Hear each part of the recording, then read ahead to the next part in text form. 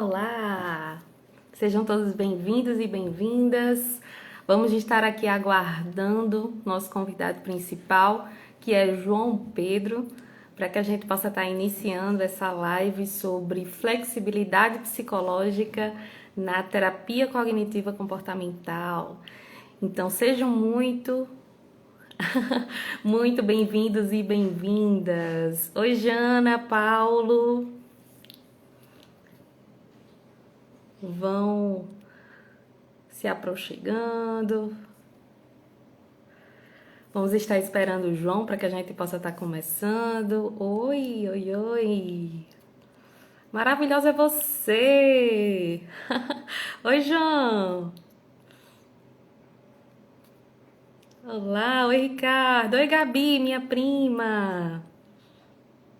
Por aqui, oi, Thalita, Monique. Oh, que legal.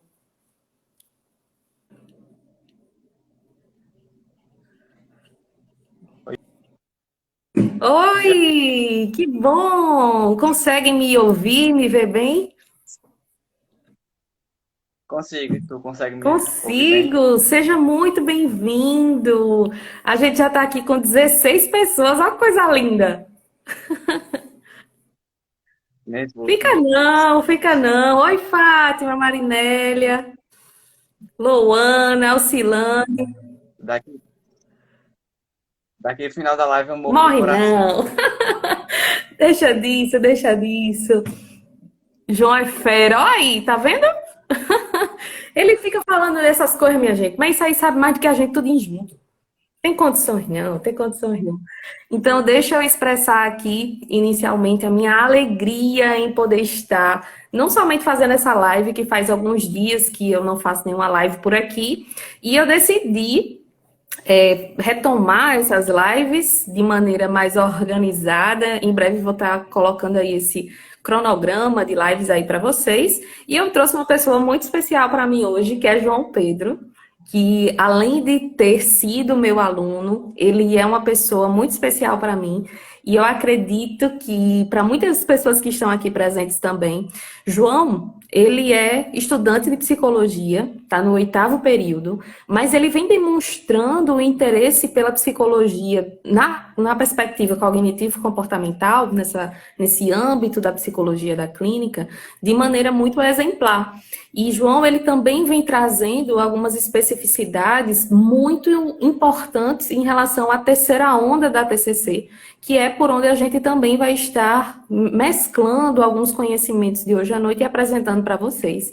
Então, mais uma vez, a minha proposta aqui é transformar esse Instagram numa grande sala de aula, para que vocês possam estar aprendendo com o João, aprendendo comigo aqui, e especialmente o nosso tema é sobre flexibilidade na psicoterapia, né? A flexibilidade psicológica que o paciente tem que ter, como o terapeuta ele pode ajudar esse paciente, né? Então eu quero estar aqui passando a palavra para João, né? Eu espero que vocês possam estar aproveitando esse conhecimento de hoje. Tem um aviãozinho aqui embaixo ou é aqui que vocês podem estar compartilhando essa live para outras pessoas, para que outras pessoas também possam estar usufruindo desse conhecimento, né?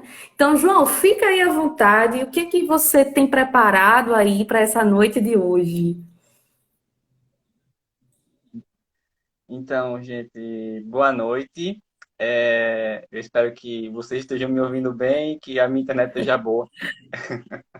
E já começando agradecendo, né, a Jaiana por esse espaço e tal.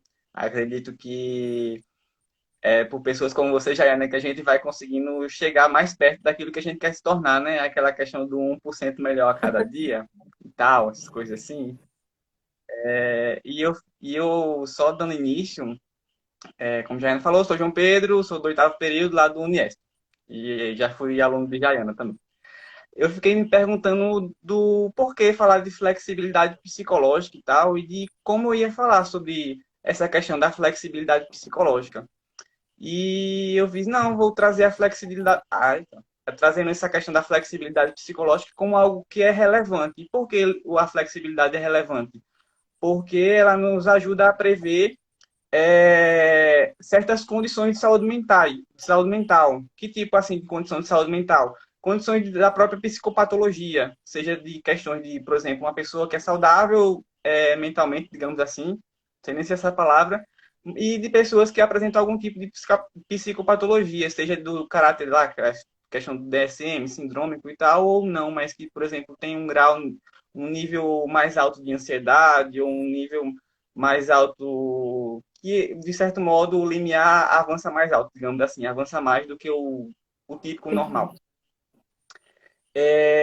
Mas que a flexibilidade psicológica que vai além disso, vai além de um caráter, uma característica de saúde mental, de trazer a questão de um modelo de psicopatologia, mas que vai além disso porque ela abarca questões de tipo de quem eu quero ser, quem é que Jaiana quer ser, que tipo de psicólogo eu quero ser, que tipo de profissional eu quero ser, ou que tipo de mãe eu quero ser, que tipo de pai, que muitas vezes isso a gente não encontra assim, em modelos de psicopatologia, porque é algo que vai além disso, é algo que é do nosso cotidiano, são perguntas nossas, são reflexões da vida normal como um todo, da nossa existência, que fazem parte do nosso ser humano, digamos assim. E, a partir disso, entender a flexibilidade psicológica como algo que nos ajuda, nos auxilia a mudar processos humanos, dimensões humanas, através de métodos e estratégias do desenvolvimento dessa habilidade, que é a flexibilidade psicológica para o quê? Para nos ajudar a desenvolver saúde. Porque, por exemplo, se eu fosse me questionar aqui, eu estou aqui, é a primeira vez que eu estou fazendo uma live. Então, o que é que a minha mente vai me perguntar? E aí, João Pedro, é a primeira vez, então você está ansioso, você está querendo morrer na sua ansiedade. E aí, o que é que você vai fazer? E a resposta que eu dou para essa questão da minha mente, do que eu vou fazer, é uma resposta que vai dizer se eu vou estar num processo de flexibilidade psicológica, se eu vou estar direcionado a uma questão mais flexível na minha saúde mental, ou de um comportamento mais rígido, que, por exemplo, pode me levar a questões mais positivas, ou pode me levar a questões de sofrimento humano, de caráter mais desconfortáveis, mais desagradáveis, e que me levem à questão da própria psicopatologia, de um comportamento mais patológico e que está ligado muito mais à questão desse sofrimento e do desespero Oi, humano. Mas se eu. vá, diga, Oi. termina. E isso vai estar muito relacionado a esse caráter assim, da minha resposta, do que é que vai ser importante para mim, de como eu vou acolher esses questionamentos que a minha mente me traz. Se eu vou simplesmente lutar contra eles, se eu vou me fundir a eles, ou se eu vou encará-los de um modo que eu encare eles como simples pensamentos, como simples coisas e que fazem parte da minha vida. Tá, Você ia falar, Ian, Jaiane? porque muito do meu público aqui, e o seu também, são estudantes de psicologia, né? E eu me lembro que na minha época de faculdade de psicologia, e até hoje, enquanto professora, a gente não fala muito, na verdade, a gente não fala, em nenhum momento da graduação, de maneira tão específica, sobre a questão da flexibilidade psicológica. A gente não fala independente de abordagem, né? A gente fala muito sobre processos de mudança, que é importante, qualidade de vida e assim por diante. Se a gente pudesse fazer um comparativo em relação à própria questão física, porque a gente tem uma tendência de falar sobre flexibilidade física, por exemplo. Física, física mesmo, assim, né? Eu vou dizer meu exemplo. Eu tive chikungunya recentemente, depois Covid, e meu corpo realmente deu uma travada. Então, para ele voltar a ter aquela elasticidade, aquela flexibilidade, aquele movimento de novo, eu preciso e sei que é necessário fazer exercícios constantes em relação a isso. A gente pode fazer essa migração desse tipo de conceito ou de característica para a flexibilidade psicológica? O que que você acha? Sim, sim. É uma coisa que eu ia até iniciar falando, que eu ia trazer na questão da minha própria vida, assim, da minha própria história. Porque, por exemplo, quando a gente vai que eu até disse que eu ia me perguntando como é que eu ia falar de flexibilidade psicológica.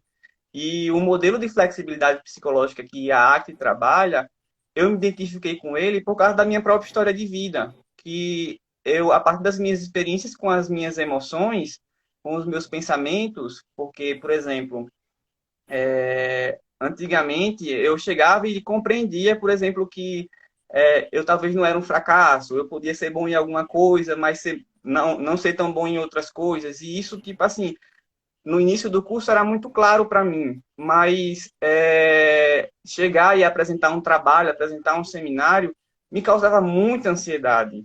É tanto que, tipo, essa ansiedade até acabou se generalizando para Uhum. outros contextos, que, por exemplo, eu não comecei só a sentir ansiedade quando eu ia apresentar um trabalho na própria faculdade como um todo, de, tipo, uma Uhum. ansiedade mesmo, de eu tenho uma crise lá na faculdade, ter que adiar um pouquinho o meu momento de apresentar o trabalho. Mas essa ansiedade se generalizou até para eu assistir, por exemplo, no caminho da faculdade, sentir na minha própria casa, de diversos modos, de tipo, eu chegar a me espernear porque eu estava agoniado ali, ou de simplesmente chegar e ficar Uhum. paralisado ali por causa da minha ansiedade, e achando que não ia dar certo e não sei o que mais lá, e aqueles pensamentos, e eu não conseguia, eu tentava fazer até a técnica de respiração diafragmática, mas quanto mais eu tentava, mais o negócio aumentava, porque eu me sentia um fracasso, porque eu não conseguia fazer a técnica. E de tipo, quando eu comecei a trabalhar essa questão na psicoterapia, eu chegava e dizia no início, dizia que eu não queria mais sentir, eu queria me Uhum. livrar disso. E a psicoterapia ela ia me trazendo essas reflexões e chegou um momento que eu tive um Uhum. insight de que eu vou trazer até uma metáfora. Imagina que eu sou uma criança, quando eu estava nesse negócio de ansiedade, eu estou lá num círculo redondo sentado. E ao meu redor tem tipo, tá tudo escuro, tudo escuro. E eu tenho medo dessas outras coisas, dessa escuridão, porque eu não posso ver nada, então eu não compreendo nada. Então, eu queria me livrar dessa escuridão. E essa escuridão, para mim, era esses meus processos de ansiedade, era todas essas emoções, esses pensamentos que eram desconfortantes para mim. E eu queria me livrar deles porque aquilo me causava medo, aquilo me causava receio, aquilo me fazia hesitar na minha vida e aquilo me paralisava.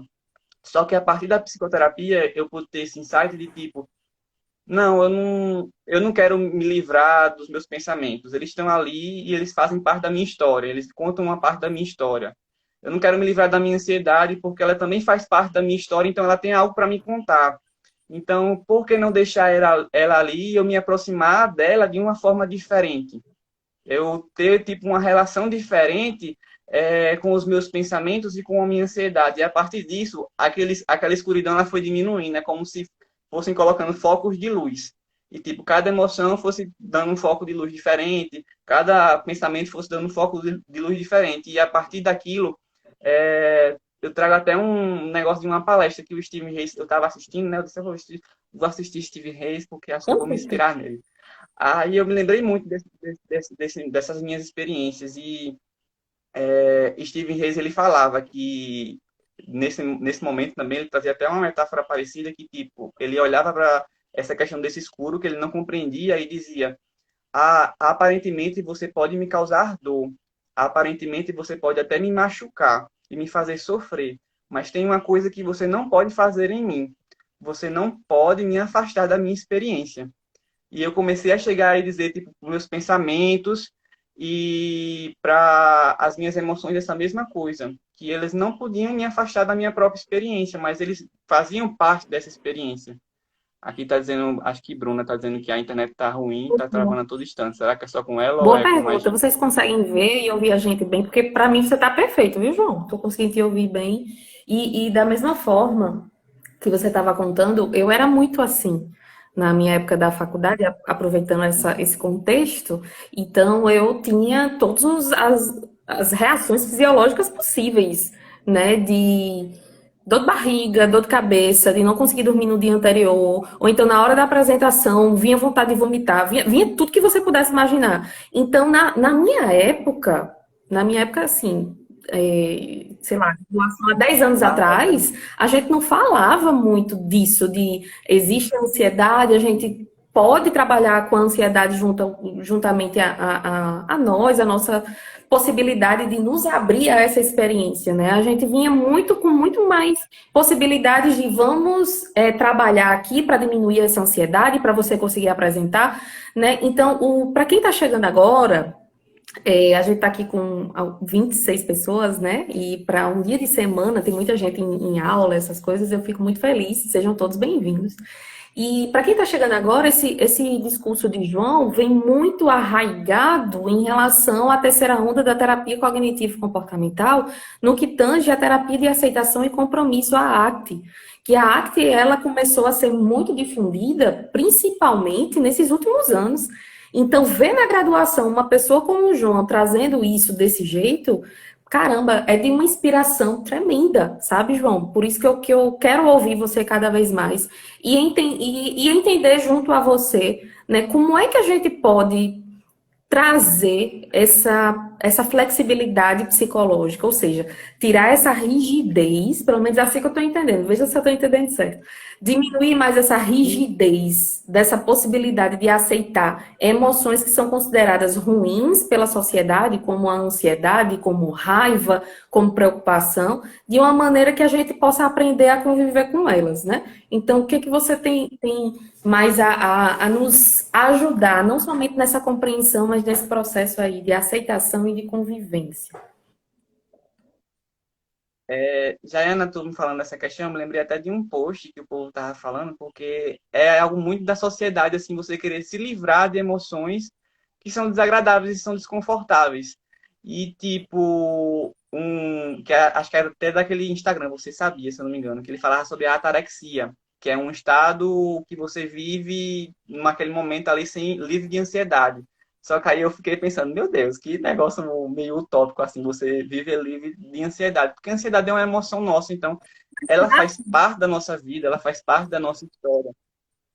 Aí talvez o povo, mas é porque os monges também. Aí eu tava até refletindo antes de vir aqui, né? Eu tava escovando os dentes, aí eu fiz, caraca, talvez os monges eles não vivam sem emoções, ou eles não vivam com a cabeça limpa, assim, de pensamentos. Talvez eles saibam se relacionar tem uma relação tão qualitativa assim com os pensamentos e com as suas emoções que vendo de fora parece que eles não têm tanto, eles vivem nesse estado assim de sem ansiedade, sem estresse, sem pensamento, só que não, talvez eles vivam tão bem assim com esses pensamentos e com essas emoções, eles não fogem de si. É isso que eu queria chegar. Eles não fogem de si, eles se acolhem, eles acolhem aquilo que eles são, eles acolhem a história deles, e por eles se acolherem, se aceitarem tão abertamente assim, talvez de fora a gente pense que são outras coisas, assim, totalmente distantes, assim, quando a gente vai analisar.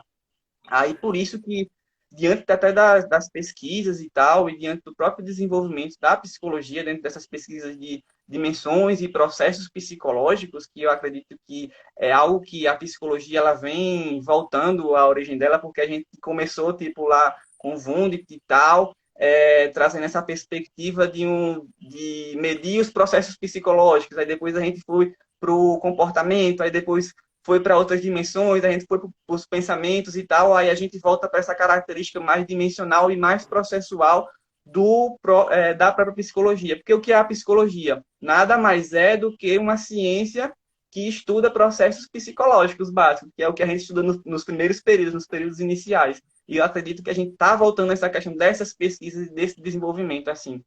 E diante disso, fugi até do assunto, eu acho.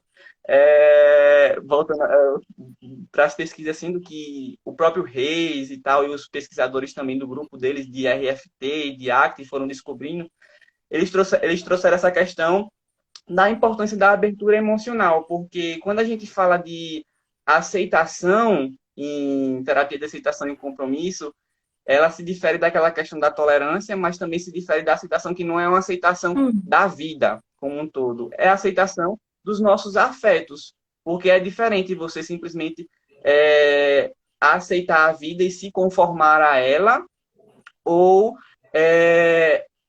entrar num processo de aceitação do seu processo emocional, porque o seu processo emocional é algo que você não pode mudar. Ele é um processo químico, físico, biológico, e que vai estar elencado, despertado ali a partir das suas experiências, da sua memória, de todo um processo ali dimensional e tal, essas coisas assim, mas que não é algo que você pode mudar. Então, o que é que você tem que fazer? É a questão dessa aceitação, de você estar ali curiosamente aberto aos seus sentimentos, às suas emoções, para descobrir o sentido que há por trás daquela emoção, daquela ansiedade, daquele estresse, porque aquilo pode nos contar algo, aquilo pode nos dizer uma história, aquilo pode nos dizer o que é importante e o que não é Ô, importante para João, nós.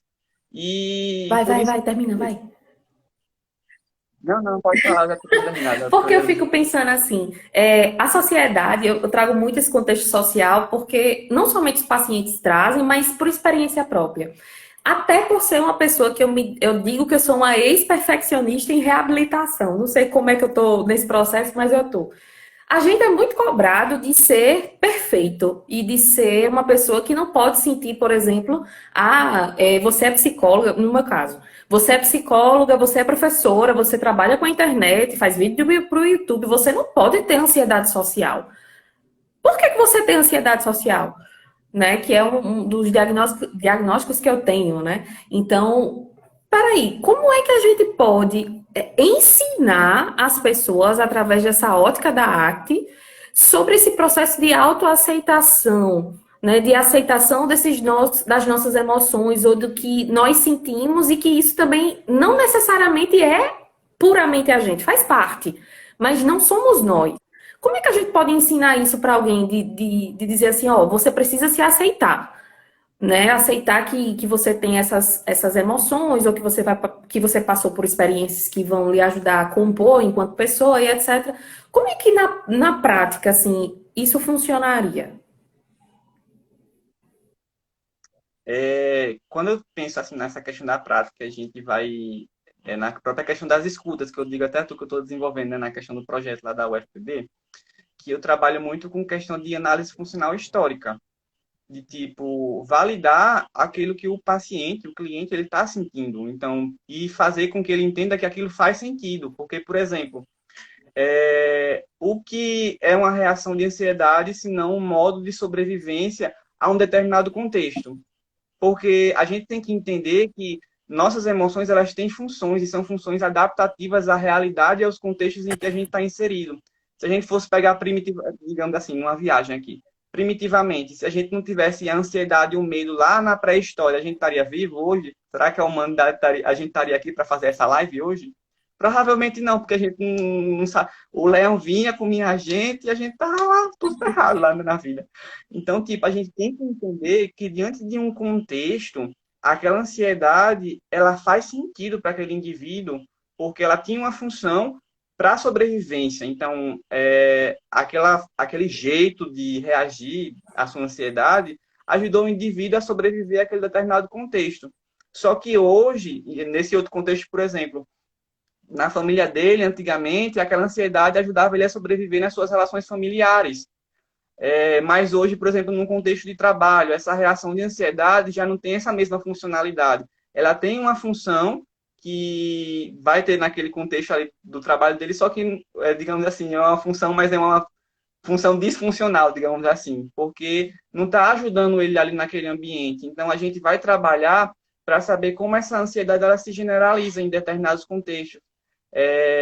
E saber que saber validar aquela ansiedade mesmo naquele determinado contexto, mas dizer, olhe, talvez isso aqui não seja interessante, mas trabalhar talvez não seja interessante, mas fazer o indivíduo compreender que aquele modo dele reagir, aquela ansiedade dele faz sentido na história dele, é algo que ajuda ele. Porém, naquele contexto não ajuda, então a gente vai chegar e vai perguntar a ele o que é importante para ele naquele trabalho. E a partir daquilo que é significativo para ele, a gente vai ajudar ele aquela questão do dilema, porque quando eu escolho um dilema, eu tenho uma base de dois lados, de dois eixos. Um eixo é a direção significativa, a direção dos meus valores. Mas, ao mesmo tempo, existe um outro eixo que é colado nessa direção significativa, que são as minhas emoções, que são os meus pensamentos. Então, eu tenho que estar preparado para acolher essa dimensão dos meus valores, daquilo que importa para mim, mas ajudar o meu cliente, o meu paciente também a entender que, diante desse processo, dessa direção, vai vir momentos em que vão existir emoções que são desagradáveis, vão existir pensamentos que são desagradáveis, mas que o que importa é caminhar nessa direção valorosa para ele. E não simplesmente, eu vou me esquivar das minhas emoções, mas chegar e dizer, ei, fica aqui do meu lado, você não me define, mas você faz parte de algo em mim, por exemplo. é aquela questão da própria fusão cognitiva, do indivíduo que se vê como um fracassado, então ele vai se ver assim. O fracasso dele é ele mesmo. Então é tipo distanciar, dizer, chegar aqui, em vez de olhar para cá, colocar a emoção dele, o pensamento dele aqui do lado dele, dizer, olha, isso aqui existe, mas isso aqui flui. E não só existe esse pensamento, não só existe essa emoção, existem diversos pensamentos, existem diversas emoções nesse seu contexto. É aquela questão da tomada de perspectiva, que é do self como contexto, de se colocar como um eu observador, não como um eu conceitualizado. De entender que sim, os conceitos são importantes, mas de entender que, por exemplo, existem emoções que são de boas e tal, que a gente vai interagir de boas, mas no meu trabalho vão existir momentos conflitantes, então, e tal, que vão me despertar essas emoções que são mais desagradáveis, mas as minhas emoções, elas vão dizer algo que está por trás. Por exemplo, eu vejo uma situação de injustiça no meu trabalho e fico com Hum. raiva.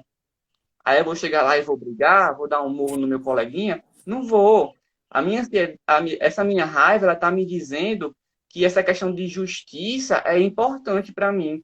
Porém, o modo como eu vou comunicar essa minha emoção é um modo diferente de uma agressividade. Eu posso chegar e comunicar essa emoção de um modo que seja assertivo e de que essas relações, tanto comigo mesmo, ou seja, eu não estou fugindo de mim, eu estou acolhendo a minha raiva naquele momento, mas eu também estou sabendo comunicar ela de modo assertivo para que o ambiente ele entre, de certo modo, em equilíbrio e ele seja reforçador para aquilo que é valoroso para mim, porque algo que é valoroso para mim caminha nessa direção daquilo do comportamental, né? Porque a terceira onda é mais comportamental, então a gente vai caminhando nesses valores dessa questão de reforçar do valor como essa qualidade que é estável ao indivíduo, mas que traz essa questão reforçadora do ambiente para o próprio indivíduo, ou seja, ele vai estar em contato direto com a experiência, ele não vai estar evitando, como, por exemplo, em outras ocasiões, porque se eu tenho uma ansiedade e vou me esquivar e vou fugir dessa minha ansiedade,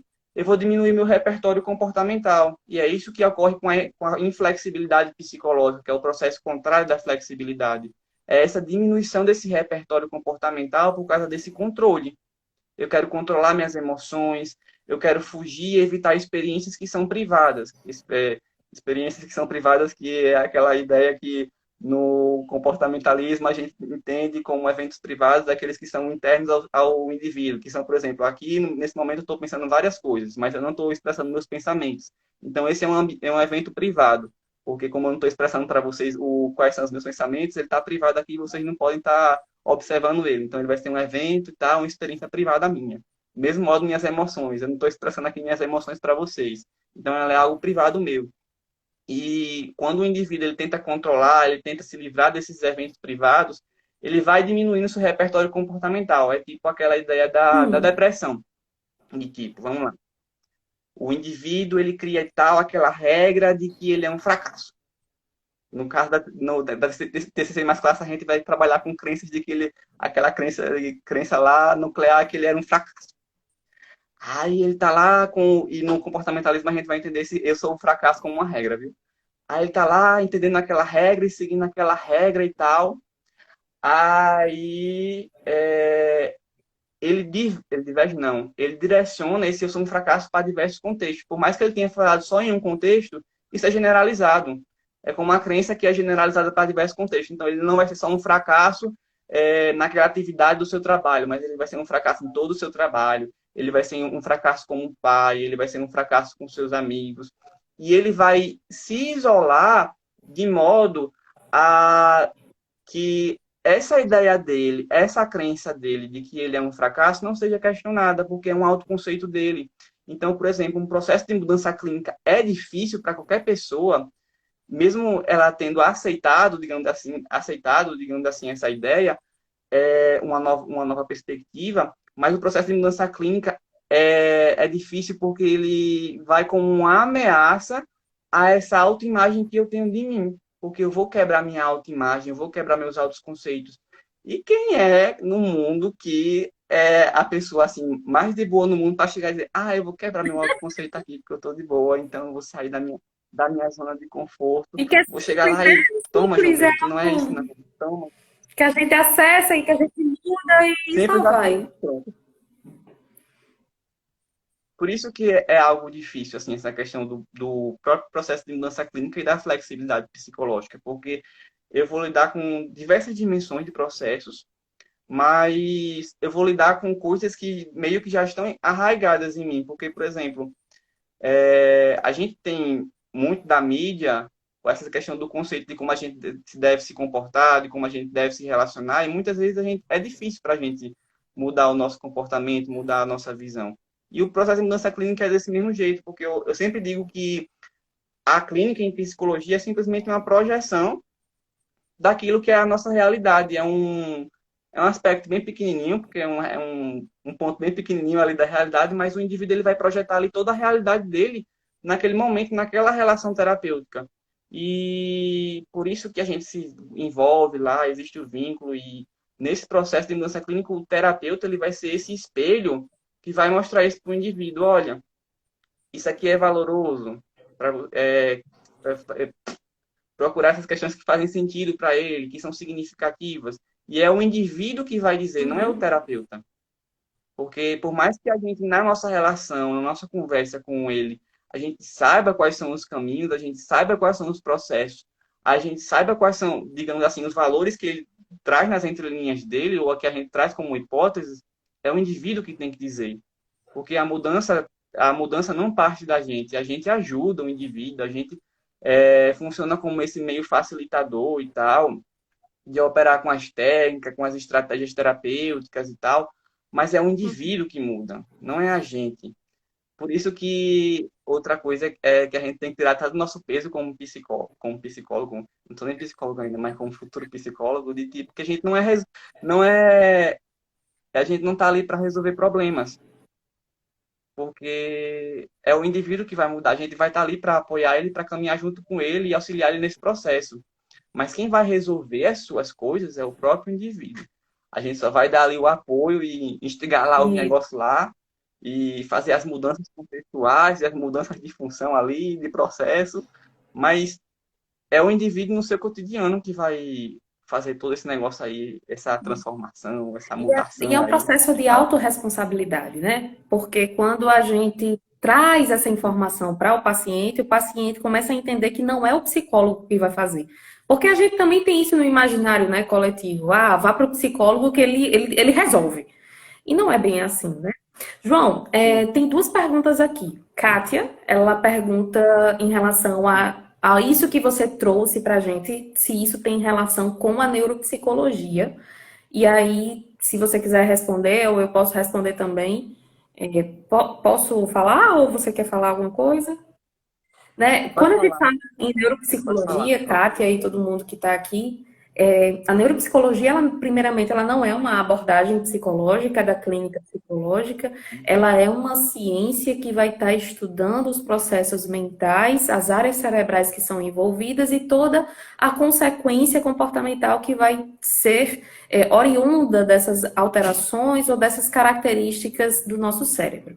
Então, quando a gente fala do processo de flexibilidade psicológica ou cognitiva que a gente está se referindo aqui, se a gente fosse ver numa visão neuropsicológica, a gente poderia fazer uma associação com o nosso lobo frontal, onde há toda uma circuitaria cerebral que ela é voltada para essa importância, nem importância, né, mas para essa função executiva, né, que se refere a planejamento, essa capacidade de alternância, de categorização, de controle inibitório, a própria flexibilidade.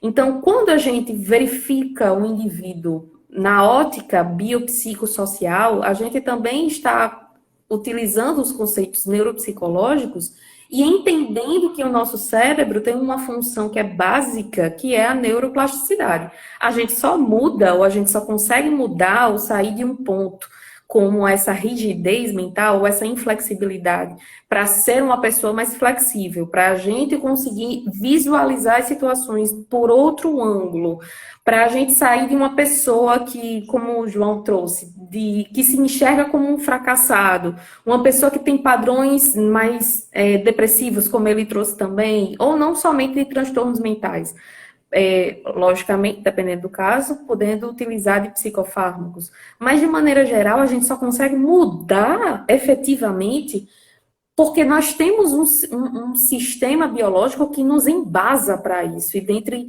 essas possibilidades de explicação ou de teoria, a gente tem a neuroplasticidade. Então, sim, tudo que a gente está falando tem a ver com a ótica da neuropsicologia nessa perspectiva de explicação e de outras também, né? Não sei se o João quer complementar com alguma coisa. Não, acho que respondeu. Joia. E aí tem uma outra pergunta, João. Eu acredito que seja Júnior Menezes o nome dele. A ansiedade falada aqui é a do traço de personalidade, né? Porque é a que se instala a partir do transtorno de ansiedade generalizada, além de ser patológica, é extremamente prejudicial ao indivíduo. Então, acho que ele quis. Isso, eu falei dessa questão do questão de uma ansiedade que estava no limiar quando eu expliquei. Mas a terapia da aceitação e compromisso também ela pode entrar nessa questão da própria ansiedade dentro do transtorno psicopatológico definido pelo DSM, digamos assim, se aquela ansiedade que é realmente, como você falou, prejudicial e tal, e dessa questão uma ansiedade que precisa, digamos assim, de uma medicação. Mas na terapia de aceitação e compromisso, a gente vai trabalhar essa questão da ansiedade, fazendo essa análise desses processos que estão por trás da ansiedade.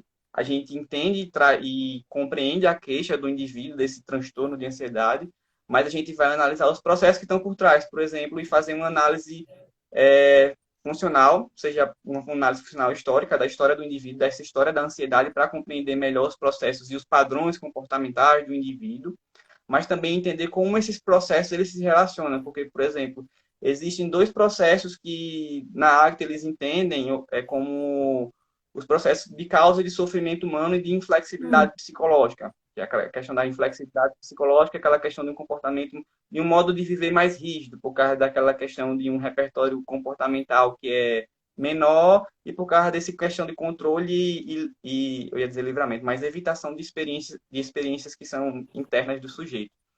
Mas quais são esses processos? Que é a fusão cognitiva e a evitação experiencial.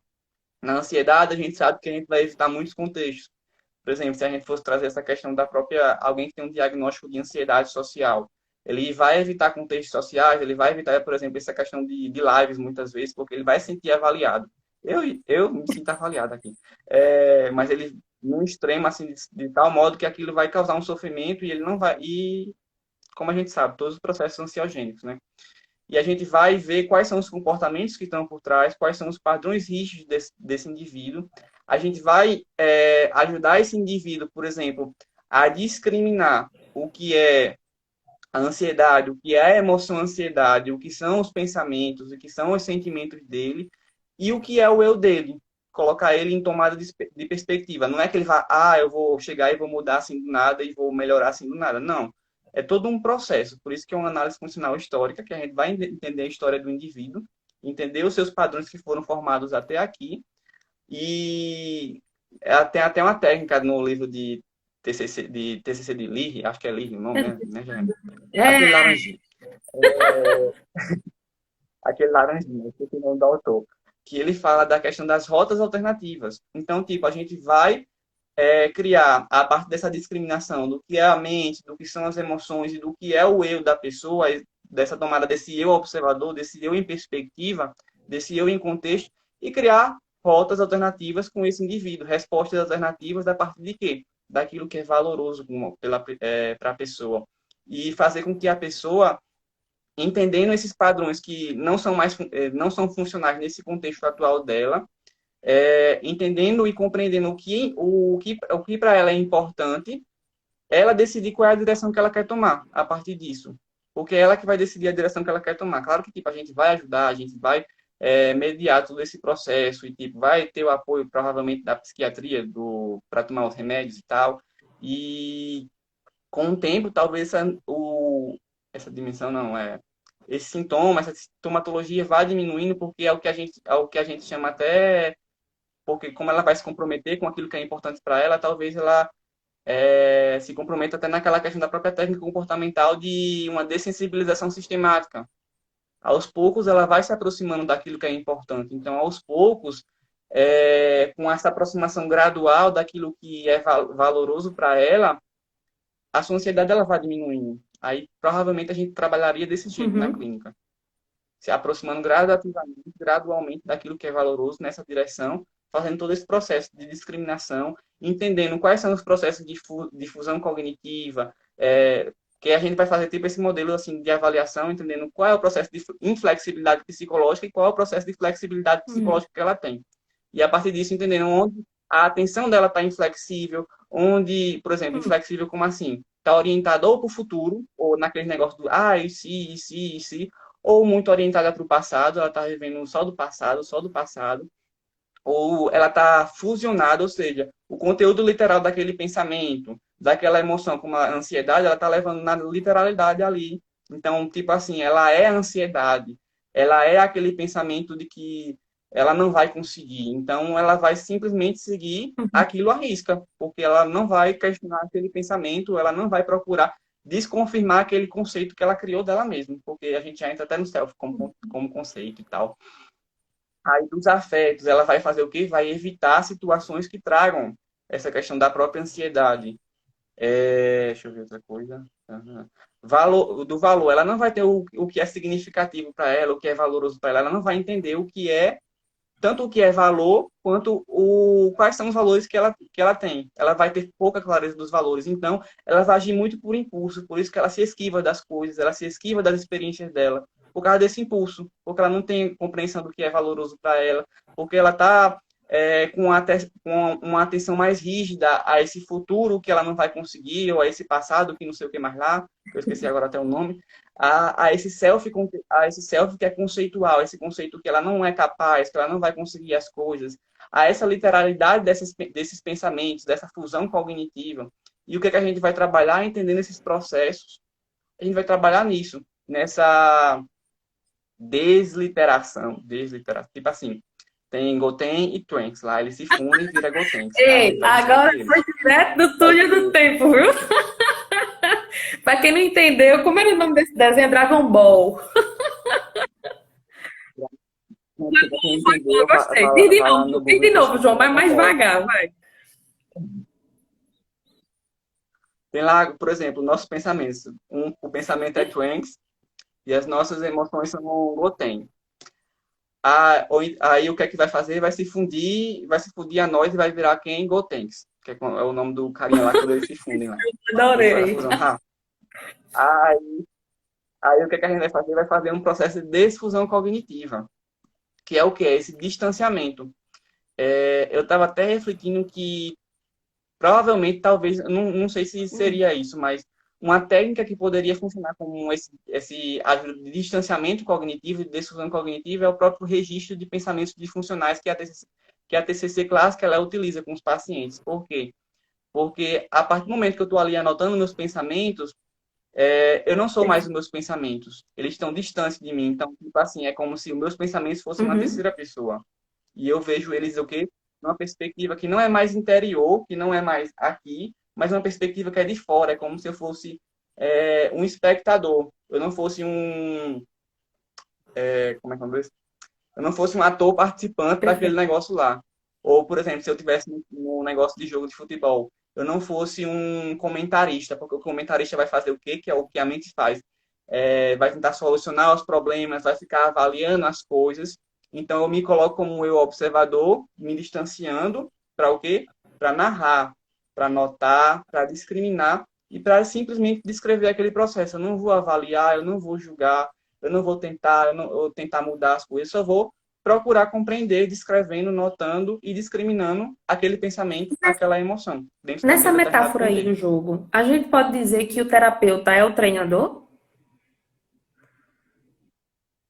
Sim, porque a gente vai treinar essa questão da flexibilidade psicológica e, tipo, a gente vai pegar a pessoa e vai ajudar ela a sair dessa posição de comentarista, de julgadora porque, infelizmente, a linguagem, por mais que ela seja algo bom para a gente, que ela ajuda a gente a treinar as coisas e tal, e pá, mas ela também é a nossa maldição, né? Porque ela ajuda a gente a julgar os nossos desejos, avaliar os nossos sentimentos, nos categorizar em coisas, em rótulos, e muitas vezes isso causa sofrimento a nós.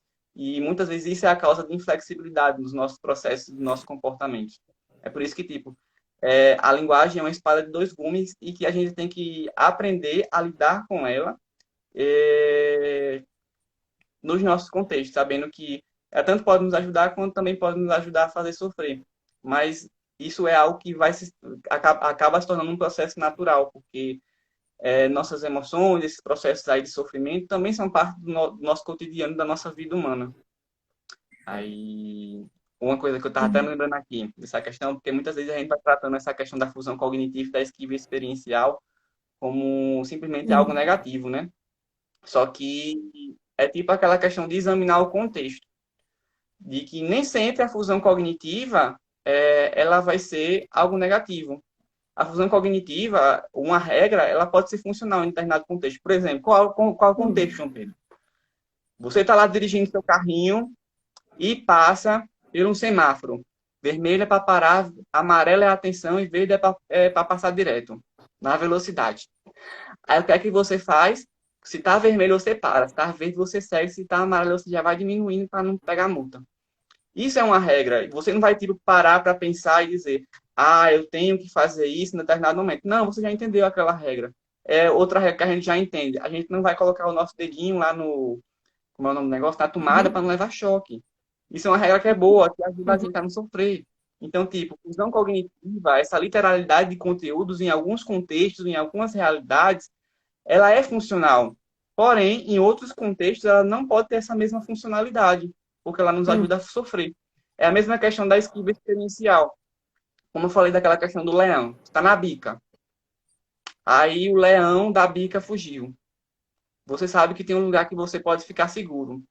Aí você vai ficar o quê? Vai ficar parado lá para o leão comer e você morrer? Não, você vai fugir para o lugar que você vai ficar seguro. E é por isso que a gente tem que analisar essa questão do contexto. Até na própria questão das crenças, né, Jaiana? Se a gente for trabalhar na questão da conceituação cognitiva. Quando a gente até vai definir aquela questão das crenças de desamor, desamparo e desvalor, que a gente se confunde em tudo. Acho que a vida do estudante é se confundir o que danado é desvalor, o que danado é desamor, o que danado é desamparo. Porque a gente sabe os conceitos, mas não sabe definir nada. Aí é tanto que você vai definir, não é nem pelos conceitos, é pelo contexto que aquela pessoa está apresentando para você, aquela determinada crença. Por isso que a gente também vai definir a funcionalidade das coisas por causa dos contextos. A gente tem que analisar o que o indivíduo está trazendo Isso a que João nós. está falando, por exemplo, uma crença que eu não mereço ser amada. Então, João, eu vou trazer aqui para o contexto amoroso, né, de relacionamentos íntimos, amorosos, porque todo mundo, em algum momento da vida, se não passou, vai passar, né, por alguma situação em que você tem um envolvimento afetivo, amoroso com alguém. Então, se eu tenho uma crença ali que está no meu mais puro íntimo, e isso que eu estou trazendo para vocês já é numa perspectiva da TCC clássica da segunda onda, tá? O que foi proposto por Aaron Beck, que aí eu já vou trazer para o que Bruna está falando, né? Então, se eu tenho uma crença de que eu não mereço ser amada, eu vou falar o termo que a população entende, né?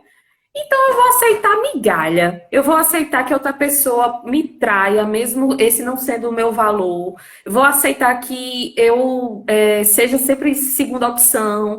Porque eu não mereço ser amada. Se essa é a minha crença. E isso não é algo que fica assim tão estampado na nossa cara. A gente vai tendo alguns pensamentos ao longo das situações que vão surgindo, que vão ser reflexos de tudo isso, né? E aí, Bruna, ela trouxe aqui uma frase diz o seguinte, né? Ela pergunta se tá certa, se não tá. Eu tô olhando para cá porque eu tô olhando pro computador, porque os comentários aqui no meu celular sumiram, não sei para onde eles foram. Mas tudo bem. Aí ela diz o seguinte: os pensamentos, as emoções, as reações fisiológicas não são nossos, elas aparecem, né?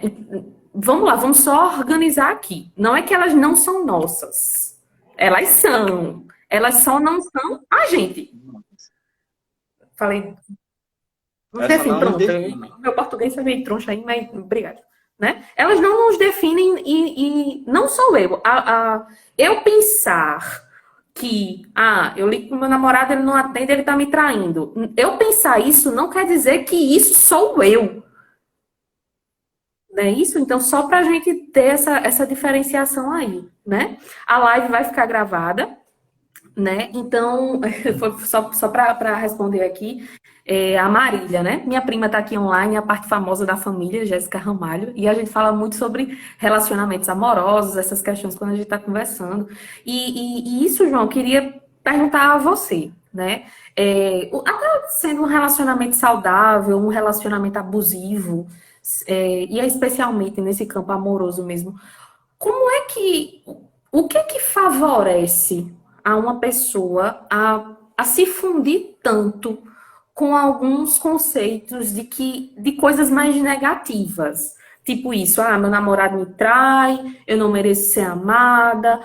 O que a ACT traz a respeito desses tipos de relacionamentos abusivos, né? Que poderiam a gente entendendo poderia nos ajudar a nos relacionar de forma mais saudável. Não sei se eu perguntei direito. Acho que eu entendi. No caso, por exemplo, se a gente fosse examinar, se a gente fosse avaliar essa questão do próprio relacionamento abusivo e tal, a gente ia entender o porquê aquele indivíduo está naquele relacionamento abusivo, mas entender a parte da história de vida dele, do que aquele relacionamento traz, que meio que reforça as ideias deles e ele está ali simplesmente para reforçar aquele conceito e tal. Ele está tão funcionado a questão do, por exemplo, ele viveu relacionamentos abusivos na própria Hum, família. Então, tecnicamente, ele vai continuar essas relações, porque ele entende aquela questão e segue aquele conceito, segue aquela regra de relacionamento, porque ele aprendeu. Tipo assim, ele aprendeu que relacionamento é aquele modo, então ele vai seguir aquela regra. Aquela questão hum, regra. Comportamento é controlado por regra. Ele vai entender que relacionamento é daquele jeito, daquele modo, então ele vai seguir aquela regra. Aí, só que, por exemplo, quando a gente fosse trabalhar em cima disso, a gente tinha que entrar, a gente vai e volta à questão da história, mas também volta à questão do que é valor para um indivíduo, porque muitas vezes ele vai chegar com um esgotamento mental, de que não está aguentando mais o relacionamento, não sei o que mais, ele sabe que ele tem que sair, mas ele não consegue parar de sentir, ele não consegue fazer a mudança. Então, por exemplo, a gente vai trabalhar nessa questão dessas dimensões da avaliação da flexibilidade psicológica e pontuar em cima daquilo que é necessidade básica do ser humano, necessidade básica do indivíduo que está ligado aos valores, aquilo que é importante para ele. Aí você chega para mim e diz, mas e se for importante para ele estar naquele relacionamento, aquela questão da relação abusiva? Aí eu já chegaria para você e refletiria em cima de questão de relacionamento. Talvez o que seja importante para aquele indivíduo não seja estar naquela relação, mas se relacionar com outras pessoas é o que é o valor que está por trás. A gente tem que entender isso, a gente tem que entender essa pegada. Não é que a pessoa ela quer continuar o relacionamento abusivo porque aquela relação com aquela pessoa é importante para ela. Não. Se relacionar com outras pessoas é uhum. importante para ela. Então a gente tem que trabalhar em cima dessa questão desse E valor deixar do isso indivíduo, claro para o sabe? paciente ajudaria, Exatamente. né? Sim. Só que é aquela questão, a gente não vai chegar e fazer com que o indivíduo fale.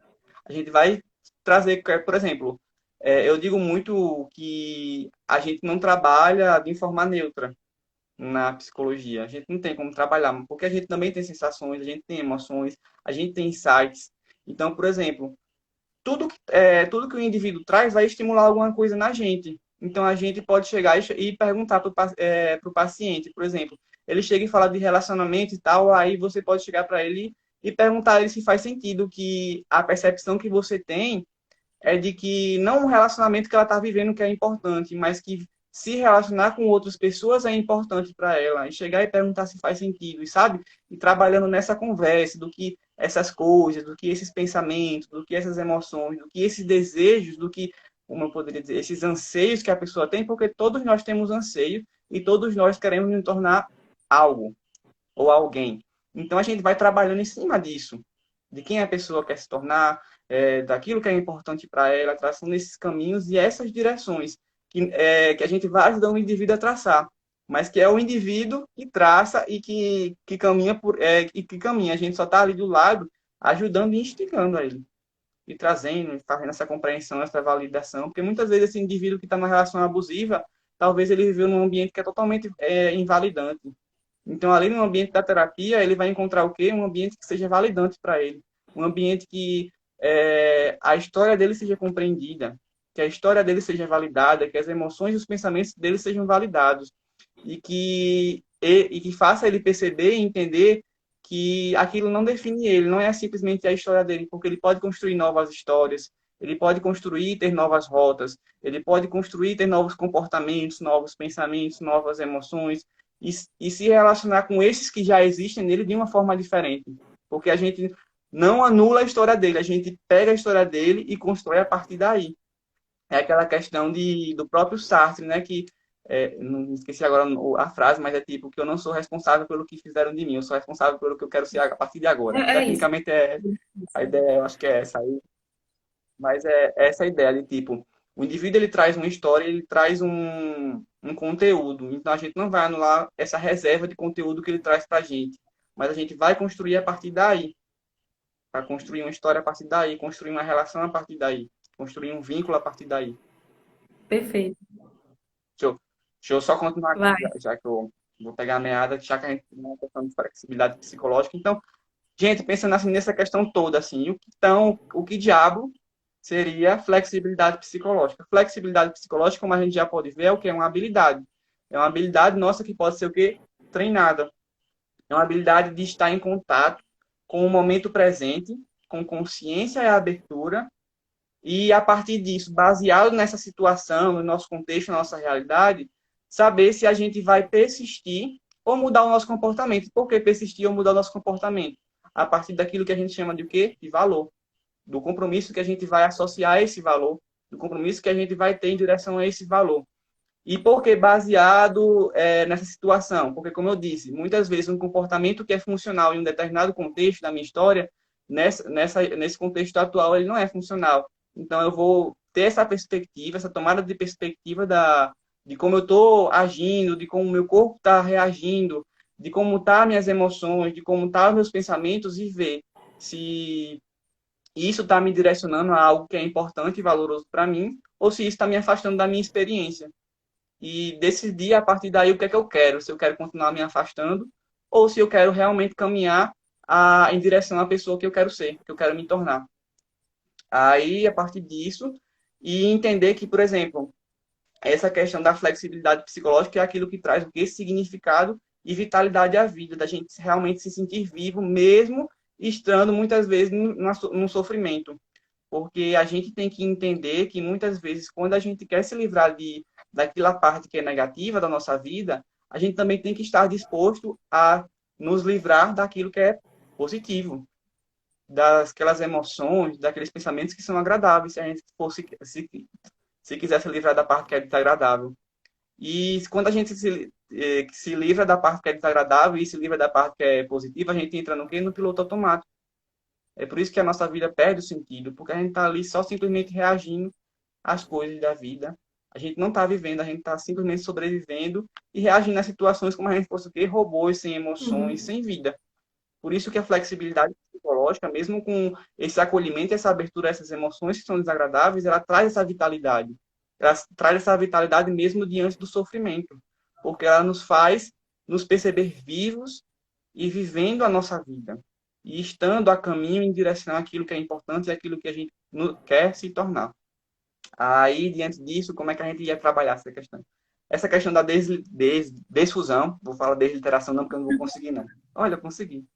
Desfusão, desfusão dessas respostas avaliativas da mente, que é aquela questão do distanciamento, de ver a mente aqui, de ver os pensamentos aqui, não os pensamentos funcionais, não que os pensamentos sou eu, mas que eles derivam de mim. Eles fazem parte de algo de mim, Exato. mas não sou eu. E essa questão da aceitação, como eu falei para vocês no início, que a aceitação está ligada à questão do processo dos nossos afetos. Por isso que é importante a gente ter o quê? Desenvolver autocompaixão, ser autocompassivos e gentis conosco. Porque a gente vai ter momentos que a gente vai precisar mesmo parar diante das nossas emoções. Porque às vezes o autocuidado é o que é importante para a gente naquele momento e o que a nossa emoção está indicando para a gente. diante de algo que é importante para nós naquele momento. E por isso que a gente tem que o quê? Dar espaço às nossas emoções, aos nossos afetos, com curiosidade, porque a gente simplesmente não vai dar espaço para eles e beleza. Mas a gente vai ter curiosidade de saber o significado e o sentido daquele sentimento, daquela emoção. Porque aquilo quer me indicar algo, quer me trazer algo. A gente não vai avaliar e não vai julgar, mas a gente vai entender e compreender o sentido e o significado que há naquilo. E a partir disso, e que vai nos ajudar a desenvolver competências de relacionamentos interpessoais. Porque quando eu entendo o sentido das minhas coisas, eu me comunico mais assertivamente com outras pessoas. Eu me comunico como, eu vou dizer agora, não violentamente com as outras pessoas. Eu sei me relacionar com as outras pessoas. E outro aspecto dessa questão, quando eu pratico a desfusão e quando eu pratico a aceitação, eu posso chegar e tomar a perspectiva da minha vida, ou seja, eu tenho o eu observador e não o eu que é ali fundido, que é conceitualizado, mas o eu que observa os meus conceitos, porque existem partes que são estáveis na minha história. Não é que a arte ela vai chegar e vai trazer para você, olha, você é você nada lhe define, nada não sei o que mais lá, você está em processo de mudança a todo momento. Isso é uma realidade, a gente está sempre mudando. Só que se a gente for ver, a gente for analisar a nossa história, existem aspectos que são estáveis na nossa história. Então a gente vai observar até esses aspectos que são estáveis, que indicam o modo como a gente reage às coisas. Por exemplo, eu sou esse meio mais agoniado da vida, assim, que sabe, se mexendo assim. Eu queria estar me expressando aqui para vocês, mas não posso porque essa tela é muito pequena, sabe, minha gente? E entender esses aspectos também, de observar que você não é suas emoções, não é os seus pensamentos, mas você é um contexto. E que as suas emoções, pensamentos fazem parte desse contexto, mas não definem. Eles são parte, uma parte. A sua história também é uma parte, as suas experiências também são uma parte. Mas percebendo na sua história e nesses seus modos de reagir, nos seus comportamentos, naquilo que é valoroso para você, perceber aquilo que é qualidade estável, que tecnicamente vai expressar quem é você. E a partir do seu quem você quer se tornar. Aí, diante disso, voltar a atenção sempre ao que é o momento presente, que é aquela questão do mindfulness, de sempre estar ali voltado ao presente, atento às suas reações, atento às suas emoções, pensamentos e entender que eles fazem o quê? Eles são como um rio que flui e que nunca vai ser a mesma coisa. Eles sempre vão mudar, sempre vai vir pensamentos novos, emoções novas e essas coisas tudo novas. Então, a gente sempre tem que estar ali atento ao momento presente e como a gente está reagindo às coisas para poder se comprometer bem com as coisas da vida, com os nossos valores e com a gente mesmo. E, diante disso, ajudar o nosso cliente, o nosso paciente, a optar pelos seus valores de forma consciente. E, através dessa opção de forma consciente, associar esses valores a uma questão comportamental, de compromisso. Porque não adianta eu ter clareza dos meus valores e não ter um compromisso com eles e agir impulsivamente. Por isso que a gente ajuda a consciência do indivíduo a ter clareza dos seus valores e, paralelamente, a gente já associa esses valores a um comportamento, de como ele vai chegar, de como, quais são as etapas que ele pode chegar para desenvolver essa pessoa que ele quer ser, desenvolver esse valor que ele quer chegar a ter. Aí, como eu já falei, eu só vou repetir aqui essa questão de e como é que a gente trabalharia na clínica, João Pedro? Olha, eu não sei tudo não, porque eu ainda estou na informação inicial, sabe, da arte. Mas, tecnicamente, a gente começaria fazendo essa questão da análise funcional histórica, nessa questão da flexibilidade psicológica, identificando o contexto em que a pessoa se comporta e as variáveis que controlam o comportamento dessa pessoa. Depois, o que a gente faz? Coloca essa questão do eu em perspectiva, a mente e as emoções. Ou seja, discriminando quem é a mente, quem é as emoções e quem é o eu. Esse eu em contexto, esse eu que é o observador. E traçando respostas começando a traçar respostas que sejam alternativas a isso. E pegando a ponte, já criando aqui uma noção de valores para trabalhar a questão da própria motivação do indivíduo, ou seja, trabalhando a questão dos valores, discriminando e compreendendo esses padrões históricos do indivíduo e apanhando essa reserva comportamental, essa reserva histórica que o indivíduo me traz, entender o que é que importa, o que é valoroso, o que é significativo e traçar essa questão da própria direção que o indivíduo quer seguir. E só para finalizar, porque acho que já tomei tempo demais de vocês, Eu trago um dilema que é lá daquele povo do Oriente, sabe? Que eu esqueci, acho que é da China. Não sei não, mas é do povo que é Oriente, do Oriente. Que é Foi engraçado demais, João. não há, é aquela questão, não há que ser forte, há que ser flexível.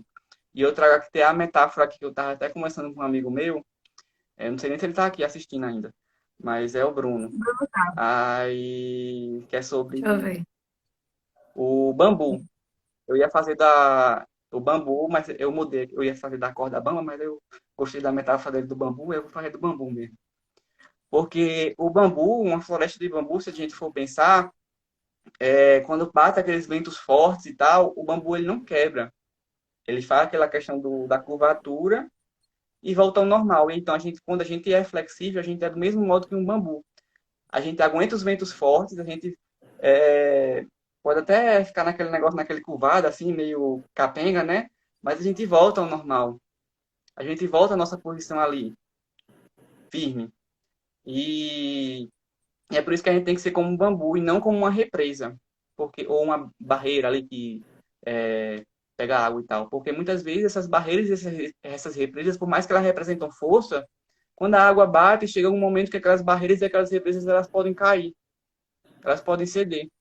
E o bambu não. O bambu, por mais que venham ventos fortes e tal, ele não cede.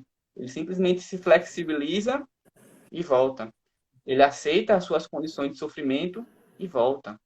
Ele aceita as suas partes que são desconfortáveis, acolhe o seu desconforto, acolhe aquilo que é positivo e permanece lá, nesse movimento ali, de flexibilidade. E eu acredito que é muito dessa perspectiva que a gente tem que caminhar na flexibilidade psicológica. Até na própria terapia, sabe, Jaiane?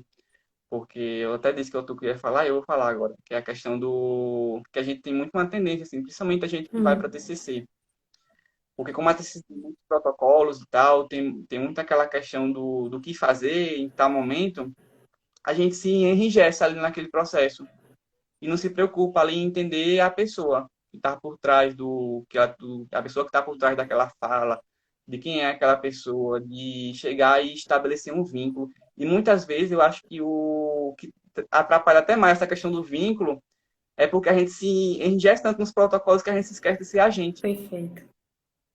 E essa questão da flexibilidade psicológica nos ajuda a entender que, por exemplo, tanto é super normal eu sentir emoções, é super normal o meu paciente também sentir emoções. E o que ele tá passando, quando eu tenho flexibilidade, eu consigo ter mais empatia, eu consigo compreender ele a partir dos olhos deles, a partir do que ele traz, porque eu entendo que aquilo é um processo que é normal, processo que é normal do ser humano, não é algo que é protocolado, não é algo que é simplesmente ali, você vai fazer isso, isso, isso, isso, isso. Não. É porque eu entendo sobre mim, eu entendo quem eu sou, eu entendo a minha autenticidade, eu sei trabalhar a questão do vínculo, eu sei vincular com o meu paciente, eu sei compreender ele, eu sei ser flexível até para manejar como eu vou manejar as técnicas, porque quando eu estabeleço o vínculo e sei como é que o paciente vai lidar, por exemplo, com ativação comportamental, eu sei como eu posso chegar e trabalhar com ele para que aquela ativação comportamental seja eficaz. Porque muitas vezes um paciente ele nem consiga fazer essa questão da ativação comportamental. Mas por eu ter vinculado e compreender ele, compreender os processos dele, a própria técnica ela se torna mais eficaz. Então, tipo assim, essa questão da flexibilidade até na própria relação Perfeito. terapêutica. E eu acredito, É isso. João, que essa sua fala é muito pertinente, principalmente da a gente que é dessa linha cognitivo-comportamental, porque muitas pessoas têm esse mito ou esse estereótipo em relação a que a gente deve focar mais na técnica, ou no procedimento, ou no protocolo. E eu sou uma pessoa completamente não adepta disso, né? Então eu corroboro com tudo que você está falando. Tem duas perguntas aqui para você. A primeira foi feita por Andréia, que ela diz o seguinte: a flexibilidade psicológica tem a ver com esses pensamentos alternativos e compensatórios? Já só me explica o que poderia ser pensamentos compensatórios. Diante do que você está falando, João, sim, né? Os pensamentos compensatórios são justamente aqueles que vão estar brigando para não confirmar as nossas crenças que são negativas, por exemplo. Então, se eu sou uma pessoa que penso que eu sou uma fracassada, ou tenho uma crença central de que eu sou uma pessoa fracassada, ou que não mereço ser amada, ou que as pessoas são perigosas e etc., então eu vou ter para lidar com essa situação de maneira mais flexível, eu vou tentar ver por um outro ângulo uma outra possibilidade para não confirmar essa crença, né? Então, peraí, por que eu não mereço ser amada? Se eu sou uma pessoa que doa amor, se eu sou uma pessoa que, sei lá, eu sou caridosa, eu amo as pessoas, né? E aí eu percebo que minha mãe me ama, meu namorado me ama, não sei quem me ama. Então, eu vou conflitando, né, essa crença central. Então, aproveitando e respondendo, né, tem a ver sim, né, essa questão da flexibilidade com essa maneira que a gente tem de lidar com as dificuldades ou nossas crenças mais negativas. Tecnicamente, a gente só não ia, pelo menos na arte, a gente não ia tipo, trabalhar em cima Uhum, do conteúdo, do, do pensamento. Então, por exemplo, se existe um pensamento de eu sou fracassado, aquele pensamento está ali. Então, em determinado contexto, ele existiu. A gente não vai mudar o conteúdo daquele pensamento, a gente simplesmente vai criar um novo pensamento a partir daquele. Aquele pensamento do eu sou fracassada vai existir ainda. Mas a gente vai mudar a forma como a pessoa o que se relaciona com aquele pensamento. A gente vai trabalhar tipo aquela questão da ressignificação. A gente vai chegar e vai fazer a pessoa compreender e tal, o pensamento e como ele surgiu, e entender que faz sentido ela pensar daquele modo pelo contexto que ela viveu, mas que existe essa questão dessas rotas alternativas, de tipo, então eu vou criar o quê? Criar novos pensamentos, novos repertórios de pensamentos para ela. Por exemplo, se ela é assim, se ela tem um pensamento de que ela é um fracasso, então a gente vai criar outros pensamentos a partir dos contextos que ela vive, de que talvez ela não seja nem tanto fracasso assim, ou talvez ela é boa em outra coisa, ou essas uhum. questões assim, sabe? A gente vai criando novas formas de pensar e trabalhando essa questão dessa relação com esse pensamento, porque a gente não vai mudar a forma do conteúdo, a gente vai trabalhar com aumento de repertório. O repertório que está ali, que ela trouxe ali na terapia, vai existir, vai continuar existindo. A gente não vai eliminar, não vai se livrar ou não vai inativar, ele vai continuar ali. Talvez ele se torne mais fraco, porque na terapia a gente vai encontrar meios de reforçar esse pensamento novo dela. Então, por esse pensamento novo dela ser mais reforçado na terapia, aquele pensamento vai ficar mais forte. Então, tecnicamente, com o decorrer da história, da terapia, do processo terapêutico, de mudança clínica dela, aquele pensamento talvez não se torne tão evidente, porque ela não vai estar mais brigando com aquele pensamento, não vai Isso. estar mais lutando com aquele pensamento, nem ligando, vai deixar ele correr e vai se tornando mais fraco, porque o que a gente vai reforçar é aquele outro pensamento que vai ajudar em um outro conceito, um outro contexto Perfeito. dela. Não Sim, sei com se eu respondi. certeza. Durante toda a tua fala e a proposta da ACT também, a gente fala muito em valores, né? Valores, valores. E a Alcilane, ela perguntou a seguinte coisa: os valores também podemos chamar de objetivos? Pronto, então define Não, aí pra gente o que seriam esses valores de acordo com a ACT. tá, eu estou com definição aqui, mas tecnicamente os valores, sabe aquela ideia de o seu eu ideal, do que você quer se tornar? A gente vai trabalhar em valores em cima disso. Por exemplo, eu tenho um valor de ser um bom profissional. Talvez, por exemplo, eu chegue num momento de vida, se eu fosse tratar isso como objetivo, como é que eu ia avaliar que eu fui um bom profissional? Hoje eu sou reconhecido. Beleza. Então, meu objetivo e meu valor acabou. Só que o valor, ele é algo inalcançável, sabe? Não é que ele não seja inalcançável. Mas é porque, tipo assim, ele não é palpável, assim, na realidade. O objetivo, ele é palpável. E o valor, ele vai nos ajudar a criar objetivos, criar metas. Por exemplo, eu quero ser o meu valor de ser um bom profissional. Então, quais são os meus objetivos que eu posso criar para alcançar esse valor? É tipo assim, o valor é uma dimensão acima do objetivo. E o valor, ele é uma qualidade, se fosse uma análise assim mais comportamental, talvez, ele seria tipo qualidades estáveis do comportamento e que funcionam como reforçadores, porque eles estão ligados ao que? Aspectos motivacionais do indivíduo, da motivação.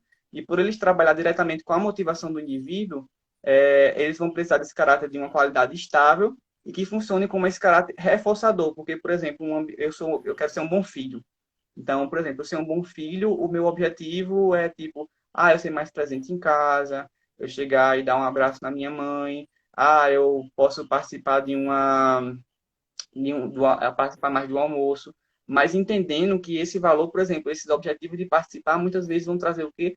Situações conflitantes também. Então, por exemplo, eu estar ali naquela situação conflitante também vai estar funcionando como meu valor, e o meu valor ele vai estar ainda funcionando como um reforçador, porque eu vou entender que mesmo aquela situação funcionando como algo que é desagradável para mim, porque quem gosta de conflito, né? Situação conflitante. Acho que todo mundo quer fugir. Tem pessoas que gostam. É, o valor ele vai estar ali em evidência, sabe? Aí a gente vai colocar sempre esse valor em evidência através desses objetivos. É por isso que a gente tem que começar a perceber quais são os valores e o que é significativo para o cliente, para depois eu traçar objetivos terapêuticos com ele, porque eu tenho que traçar o meu trabalho, eu penso que eu penso em trabalhar, quando eu pensar chegar na clínica, né, trabalhar em cima de valores, e não em cima de objetivos. Porque em cima de objetivos eu vou simplesmente trabalhando ali, o meu objetivo é reduzir a ansiedade. Reduzir a ansiedade, beleza, acabou. Mas e o valor do Dizer que cliente? valor Quando desse eu, por exemplo, eu tenho um valor guarda-chuva de. gigante que vai estar abrangendo várias metas e objetivos? Isso, o valor se a gente fosse trazer a questão da metáfora do guarda-chuva, o valor seria o guarda-chuva e os objetivos estariam ali dentro do guarda-chuva, para alcançar aquele guarda-chuva, digamos assim. Aí, por isso que eu acho que é importante, assim, qualquer terapia, assim, a pessoa trabalhar em cima de valores, não simplesmente de objetivos. Os objetivos, eles são importantes, eles são necessários. Só que quando a gente trabalha em cima de valores, a gente pode trabalhar em cima de mais coisas.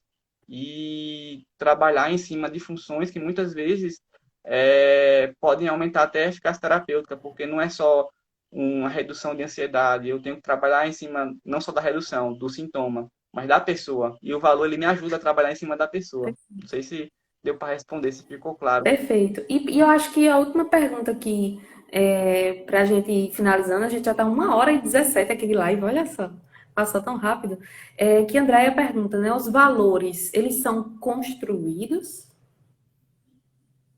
Ou Valores. complementar a pergunta, ou a gente nasce com os valores já prontos, né? Não sei se é nessa perspectiva que ela está falando, mas acho que é isso, né? Em relação a como é construído aí esse valor. Então, assim, eu acredito que depende, sabe? Porque eu acredito que os valores eles já estão ali na sociedade, digamos assim, porque os valores eles foram construídos, digamos assim, socialmente. Por exemplo, um valor da vida. Você não nasce e constrói aquele valor já está ali quando você nasce. Talvez o entendimento e a compreensão daquilo que é importante para você, enquanto valor, aí sim, isso aí é Uhum. construído. Mas os valores e tal, do que é valor e tal, acho que já está ali na sociedade, mas do que é importante, do que vai ser valor para você, vai sendo construído a partir das suas relações, da sua experiência, assim, na sociedade, nas E suas lembrando relações. da nossa subjetividade, né? Aquilo que. Lembra o seguinte: o que é importante para você? Né? Para pensar essa pergunta. Eu quero finalizar essa live da gente de hoje. Assim, o que é importante para você? É o que vai nos ajudar a entender um pouquinho sobre os valores que a gente falou tanto hoje, né? E, João, deixa aqui uma última mensagem para a gente em relação a essa importância de se ter ou de enfocar um pouco sobre as questões relacionadas à flexibilidade cognitiva dentro desse contexto da terapia, né? E especificamente da TCC. Gente, então, acho que, assim como mensagem, eu acredito que a maior mensagem que eu poderia deixar para vocês é essa que eu já falei na negócio todo, né? Brincadeira. Digamos assim, é você não fugir de si. Você na terapia, você como psicoterapeuta, você não vai ser uma outra pessoa, você não vai ser um robô, você vai ser você. Então você não pode fugir de você. Até no próprio processo psicoterapêutico, mesmo você sendo um psicólogo. Então é você procurar desenvolver essa flexibilidade psicológica em você para ajudar outras pessoas a desenvolver essa flexibilidade psicológica em outras pessoas, e assim concomitantemente, porque acho que as relações, quando a gente consegue ajudar outras pessoas, ela vai se tornando uma relação em cadeia, e outras pessoas vão conseguir desenvolver essa flexibilidade psicológica. Então, é essa mensagem que eu deixo. Não fugir de si e não procurar ser forte, mas respeitar-se em todos os momentos. Respeitar as nossas emoções, respeitar quem nós somos, respeitar os nossos pensamentos e acolhê-los. Estar aberto a todos os momentos e às experiências da vida. A gente não pode fugir das experiências, a gente tem que estar aberto às experiências. Porque só quem é aberto às experiências, quem é aberto a acolher o que é desagradável e o que é agradável, vai poder desenvolver essa questão da flexibilidade psicológica e vai poder desenvolver relacionamentos íntimos, relacionamentos duradouros e relações saudáveis. Perfeito. É isso. Eu não tenho nada a falar, eu até escrevi aqui para não perder, né? Não fugir de você. Isso traz muito, João, muito, muito, muito do que eu entendo como valor de vida mesmo, né? E eu quero agradecer a você, a sua disponibilidade em você estar aqui com a gente durante todo esse tempo, de trazer essas informações tão relevantes, não somente dentro de um contexto profissional ou acadêmico, mas de vida pessoal. E eu quero agradecer a todo mundo que permaneceu aqui nessa live. Essa live vai ficar gravada. Vou colocar não somente no feed do meu Instagram, mas lá no meu canal do YouTube também, Jaiana Ventura, porque eu acredito que esse tipo de conhecimento ele tem que ser propagado demais. João, na minha fé, na minha crença, que Deus te abençoe, que você possa continuar os seus estudos e continuar levando esses ensinamentos que você traz consigo e com o seu jeito, dessa maneira tão exemplar e tão maravilhosa que você é. Então, mais uma vez, obrigada. Obrigada a todo mundo que está aqui. Foi maravilhoso. Então, gente, um cheiro, um cheiro. Ayana, só queria agradecer o espaço, né? Eu acredito que foi a minha primeira live, então é a primeira live que me torna mais próximo de quem eu quero ser no futuro, né? E de me desafiar, né? Porque eu acredito que é um desafio você estar aqui, porque eu não sinto a mesma coisa assim quando eu vou falar no presencial do que quando eu falo aqui no online. Então, eu acredito que é uma experiência bacana, é uma experiência que me ajuda, é uma experiência que me faz evoluir. É uma experiência que traz a mudança clínica até para mim. Então, eu só queria agradecer. Não sei se todos gostaram da minha fala, né? Se eu fui bem, mas é isso, galera. Das próximas vezes eu vou melhorar. E eu Prometo a acho que vocês. essa é a grande sacada da vida, a gente continuar melhorando, melhorando, melhorando. E, João, você atingiu o seu objetivo de hoje à noite, que foi falar sobre essa temática com muita propriedade, com muita simplicidade, porque falar sobre esse tema e fazer ele ter sentido é fazer com que as pessoas entendam, né? E você fez isso com muita propriedade.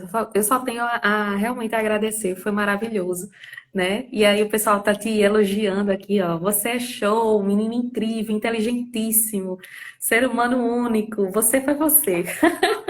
Foi incrível. Então, João, um beijo para todo mundo que esteve aqui até agora, né? Que a gente possa continuar aí durante esse processo, não só pandêmico que estamos vivenciando, mas na vida como um todo, porque os conflitos e os problemas eles vão continuar existindo e a vida é esse eterno alto e baixo, mas que a gente possa conseguir continuar andando de maneira respeitando nossos limites, como o João falou, assim como o bambu, né? Então, mais uma vez, obrigada e tchau, tchau. Tchau, tchau, gente.